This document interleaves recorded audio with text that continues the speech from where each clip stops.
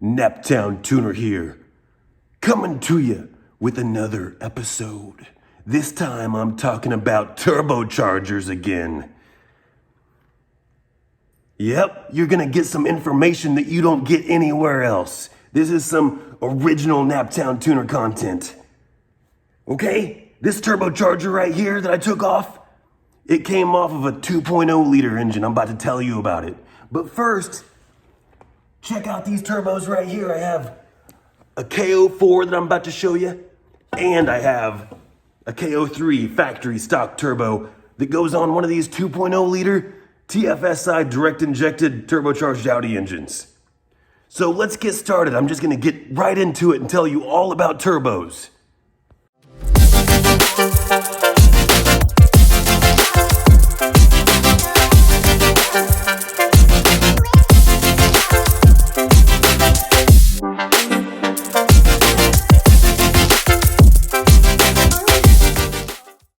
Check it out, I got all kinds of different stuff to show you, and I'm gonna be talking about it. Instead of talking about it, I'm gonna talk about it. First, we got the K04, all right? This is a CTS K04 turbocharger. This is the best turbocharger that you can put on the 2 liter TFSI direct injected Audi engine, all right? CTS doesn't make this turbo. This turbocharger is made by Borg-Warner, all right? It's stamped in 2 different spots. We got a Borg-Warner stamp right here. See, I'll show you this little tag here. It just says it's TFSI K04. It does say made in Hungary. All right, we got another stamp somewhere for Borg-Warner on the exhaust side. Where is it? Where did I see it? Maybe it's on the other side here. Flip it over. Right there. Both sides. All right. First off, take a look at this outlet. Is that not a nice outlet pipe? Seamless. Beautiful. It just comes right out there. This K03 factory turbo, maybe it's more restrictive coming straight out. I don't know. Maybe it has I'm sure it has a better flow coming out the way they do it, because they've got a lot of research and technology. They got a lot of research and technology here too, but this is for drivability. This is for your average businessman. This is a stock turbocharger so that you don't feel the power come on so hard and all of the things. You don't, for instance, the noise. There's a muffler built into the turbocharger right here. Did you know that this is a muffler? I have another video I did way back in the day that I first started doing YouTube about 4 months ago. I talk about 2 different mufflers in this car. The first one is right here, and the second one is in the driver's fender well in your intake pipe. Okay, let me show you what's going on inside there. If you pull that out right here, see these slots inside there in that void? Okay, that's intended to let the air blow into this cavity right here so that you reduce noise. And it probably also reduces power by creating turbulence. We don't want that. We would prefer to hear whoosh, whoosh. We want to hear turbo noises. Everyone loves turbo noises. Okay? What else can I tell you about it? What else do I notice? I notice that the exhaust side looks extremely similar on both of these turbochargers. Let me pop both of them around. And if we compare these, let me put them side by side here. If we compare these exhaust outlets, they look extremely similar. It might be hard to tell on film, but they look like the same size. But if you look at the intake does look bigger and more robust. Someone tell me in the comments if the compressor wheel's bigger, if it's like a Franken turbo. But what I do know is the profile of the fins is different. Let's see if I can put these turbochargers side by side, because I know that I can show both of the exhaust wheels. So that would be very helpful to show the size of the exhaust wheel and the profile of the exhaust wheel. Completely different impellers, all right? And I believe that the size is larger. Maybe not. It does look bigger. It's bored out. It's bigger for sure. Let's get a better look. All right?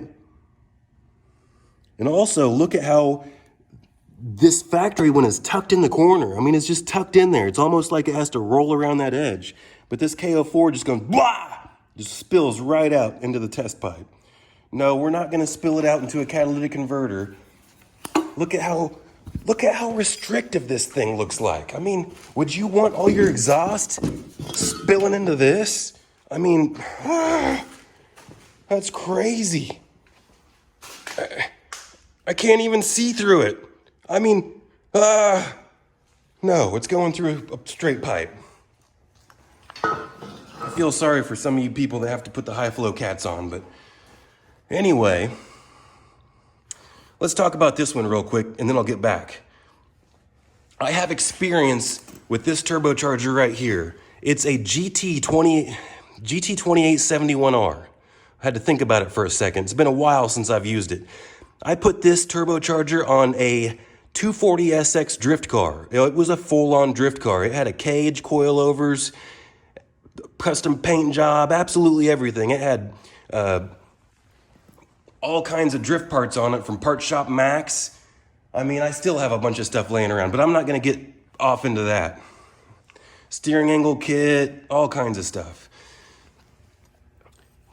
Real quickly, I'll show you that I ended up chipping my compressor wheel, and I don't have the exact information to give on that, but I will be doing plenty of research and digging into it as much as possible, because it's either I over boosted it or the cone filter was not sufficient and I was running so much boost that enough trash got in there to mess up my impeller wheel.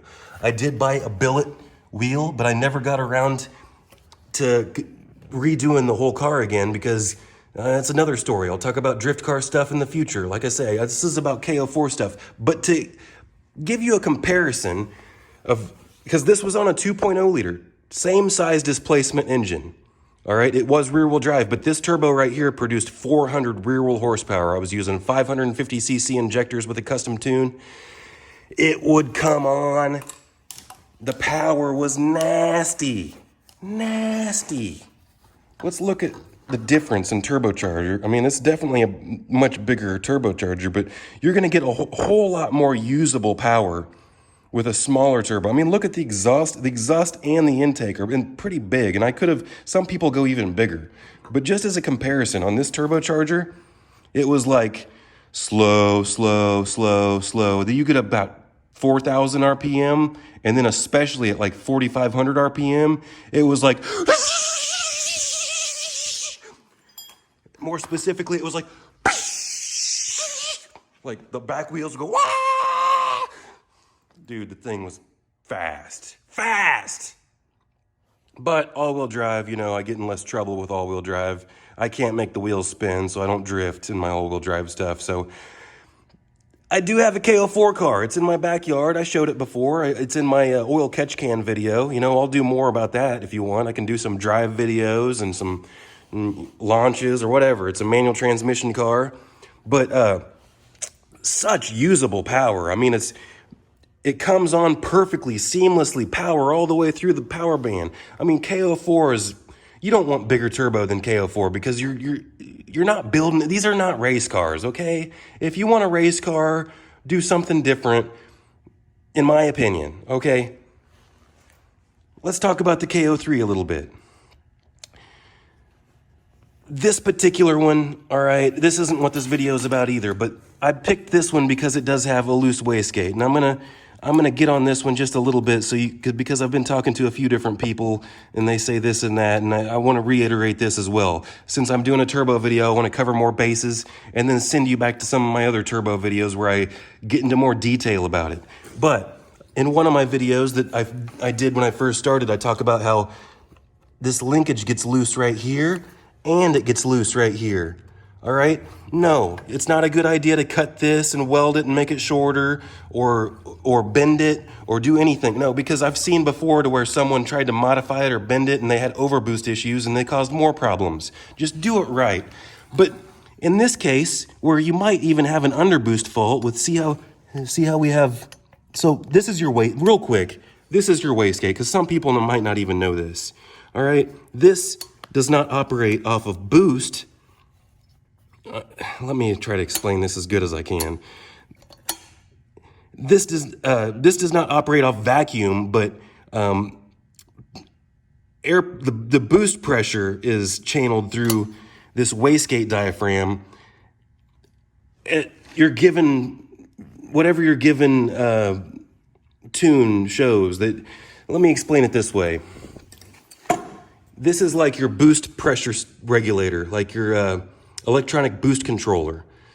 Okay, it sees how much boost pressure you got, and then the ECU, at whatever given boost pressure it is, if it's stock, it might be like 14 to 16 PSI, I don't even know. Then it opens up your wastegate through this diaphragm, all right? And then it opens up this wastegate flap so you don't overboost, because everything's tuned for the amount of boost that you have. I just opened this up. It's a little bit difficult to open up with one hand, all right? So imagine if this is already a little bit cracked open like it is, it's gonna take longer to get boost, and you're not gonna have as efficient power. But this is a really good example of it being slightly loose, and you can take one of these turbo clips on even a bad turbo if you don't have any money. If you're on a budget, if you got a family to feed and whatnot, then you can slide this turbo clip on and see if okay. Doing things with one hand here, but see, you have to push it back and forth so both of these ears clip on both sides. But now let's look at my wastegate. I can barely even move it. Before I could spin it all the way around. Now let's see if I can move this. All right, I can't move anything. Everything is completely stiff now. So even on a loose wastegate, now it's not gonna fix it completely, but I mean, in this case it did. And it'll probably still go bad in the future, but it's gonna take a lot longer because this was what makes that linkage more robust, all right? So I haven't showed that yet, so there you go. So let's see here, long story short, CTS, very nice, robust turbo. Let's see if I can show the rest of it. This is where your recirculation valve would go. This is where your electronic boost controller sensor goes. All right, you just swap the stuff over. And then there you go. I mean, that's a beautiful piece right there. I still don't even know what car I'm gonna put it on. I do have a manual transmission A4 that I just recently got. And I feel like K04s deserve to be on all the manuals because the manuals are pretty rare, but I don't know. If I put this on the manual, I'm gonna have to have a custom buyer for it or something because I spent, I think, $2,300 on this thing. I have a CTS Downpipe as well. I guess I'll go ahead and show that. There's a CTS Intercooler. Oh, no, that's actually a long aftermarket.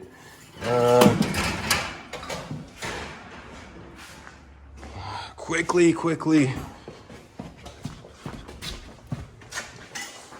The CTS Downpipe is right here.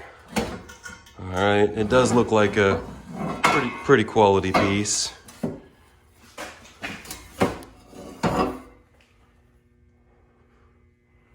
All right, there it is. Now, if you watched the video to the end, do me a favor and put your favorite color in the comments, because I think that would be really funny. Because other people in the comments are gonna see like turquoise, blue, violet, and they're just gonna see all kinds of different colors, and they'll be like, what in the world? These people are crazy. But then I'll be like, dude, you guys are awesome. You watched to the end. You guys are my family. Stay tuned for more cool videos. Plus, sometimes I forget and add things at the end. Like, I'm gonna go ahead and show you this recirculation valve and tell you a little bit about what the recirculation valve does. In the past, this recirculation valve has been down further in the line in the intake, but now they put it all the way into the turbo.